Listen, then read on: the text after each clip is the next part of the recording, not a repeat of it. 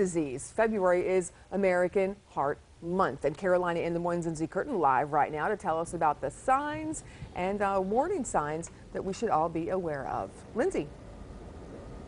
Good morning, Kim. Yes, we're live here at New Hanover Regional Medical Center, and we're talking to exercise physiologist Sue Schoolfield. We're in the rehab center. First, before we get into the meat of the story, you know, the signs and the symptoms to look out for when it comes to heart disease, I wanted to start off by saying thank you for coming in so early.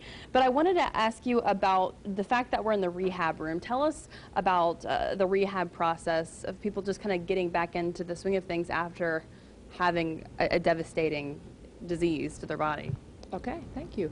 Sure. When they come into our cardiac rehab program, they will have a referral from their cardiologist because, as you say, Lindsay, they've had a life-threatening condition. Perhaps they've had a heart attack. So we want to make sure, first and foremost, that it is safe for the patient to start an exercise program.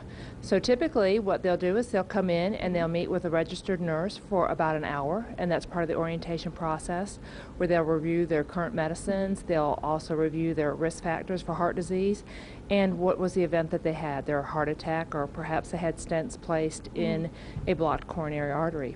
I mean, this looks like a full-on gym, and we already have some people here ready to go to get their day started. And I wanted to, you know, considering this is American Heart Month, National Heart Month, we're both wearing red. Why is it important to pay attention to this issue every year, to be so bold about it and wear red? Absolutely. Well, heart disease is the #1 killer for both men and women today, so it's very important.